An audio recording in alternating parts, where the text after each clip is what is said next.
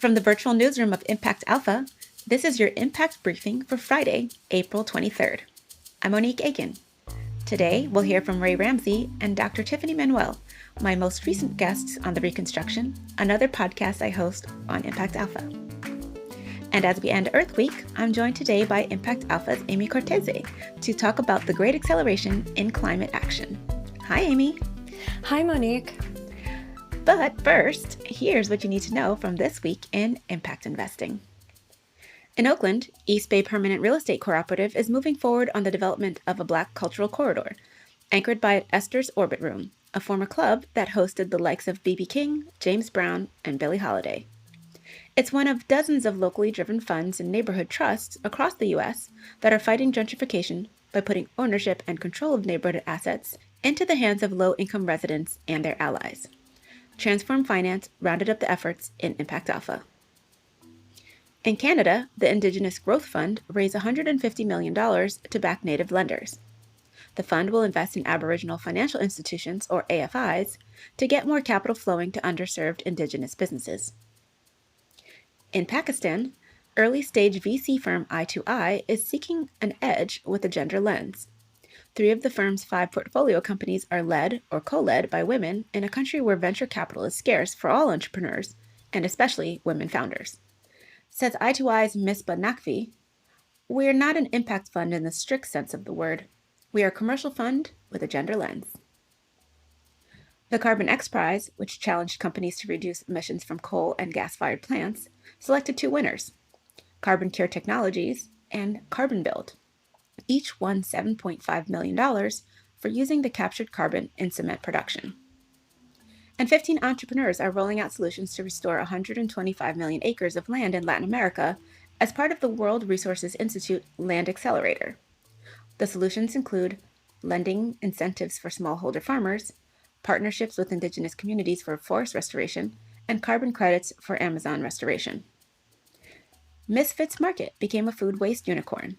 The New Jersey company, which distributes ugly fruits and vegetables, raised $200 million with a valuation of more than $1 billion.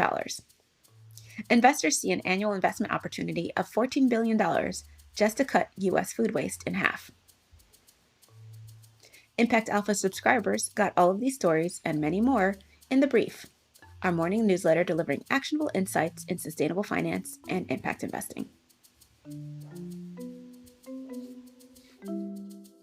Before we turn to Amy and Earth Week, I want to first take a moment to acknowledge this week's verdict in the trial of former police officer Derek Chauvin in Minneapolis.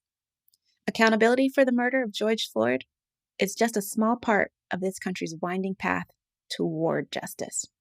We learned from his aunt via the Washington Post that George Floyd's great-great-grandfather, who was born into slavery in North Carolina, acquired 500 acres of land during the Reconstruction period after the Civil War. His land was stolen by white farmers, who used questionable maneuvers in the period of backlash that followed. In my Conversations on the Reconstruction podcast, I've been exploring how this history shapes every facet of society here in the U.S., including business and finance, and how we move capital toward justice. Last week, Dr. Tiffany Manuel, head of the Case Made, talked about how to make the case for such systems change. You know, if you want to hold a man in a ditch, you got to get down there with him. The country isn't thriving as much as it could because we've been doing so much to try to hold back, right, a group of folks from being able to experience the kind of justice and liberty that other folks are able to enjoy. Articulating that, like, listen, folks, it's not just that we are suffering from systems that are undermining our health and well-being, but so are you. And let us have that conversation. We both have a stake, in solving these issues. And more importantly, our fates are actually intertwined. And this week, Ramsey, interim CEO of the Nathan Cummings Foundation, called out power as a key dynamic we have to face. Well, I love the word power precisely because it creates a level of discomfort, because change requires a level of discomfort. And that what goes hand in hand with power is the notion of thinking about a virtual mirror. If you're going to deal with power, you have to be willing to look in that mirror. And it starts with the self journey, and then it emanates out to all of your associations and the dynamics of the organization that you're involved with. And if it's a true mirror, you can't escape the reflection that's in the mirror. As we sit with that reflection on power, we also might consider the way all of these fights for justice, criminal, economic, racial, and gender, are interconnected, including the fight for climate justice. A climate justice pledge, led by the Donors of Color Network, is challenging funders to direct at least 30% of their climate philanthropy to Black, Indigenous, and people of color-led groups that are closest to the effects of climate change. Amy, yesterday was Earth Day, and also President Biden's online gathering of world leaders to try to revive the momentum for climate action. Give us the context for what's going on. Sure, Monique. There are two things that are happening. There's the rising climate emergency and the growing acknowledgement that we have to act this decade to stem global warming, and the falling costs for renewable energy, battery storage, electric vehicles, and other low-carbon solutions, which are dropping faster than anyone predicted. These two trends are leading to what we're calling the Great Acceleration. So 2030 is the new 2050. What seemed ambitious when the Paris Agreement was signed in 2015 is now way too modest. And so are the ambitions of countries and companies pledging net zero emissions by 2050. The key question is, how fast can we cut emissions this decade? President Biden's special climate advisor, Gina McCarthy, had this to say at a Bloomberg conference last week. It's not about 2050. It's about what we do in the next decade. We are at this moment where another decade of delay, we will never be able to recover. We have to spend the money and think creatively about deploying what we already know works.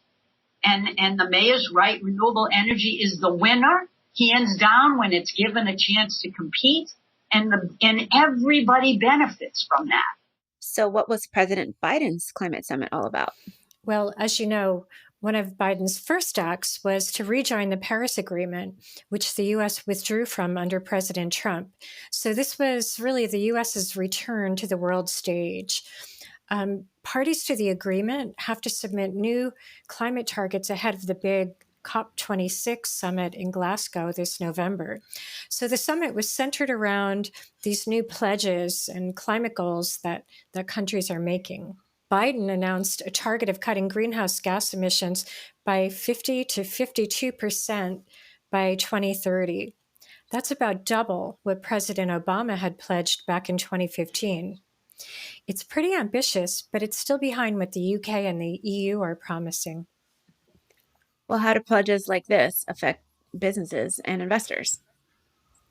Well, first off, these pledges will lead to concrete policies across sectors from energy to transportation to finance that will ripple through the global economy.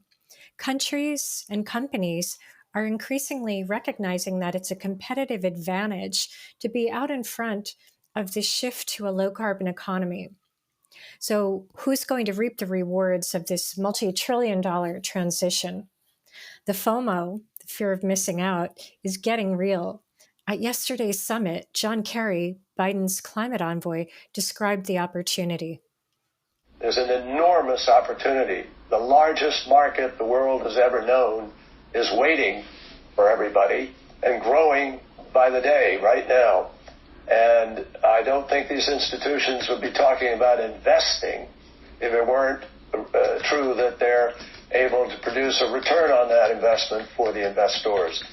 So this market is going to happen. The challenge is whether or not it happens fast enough. It's known that to do this, about half of the emissions we have to reduce are going to be reduced by technologies that are not yet at scale in the market.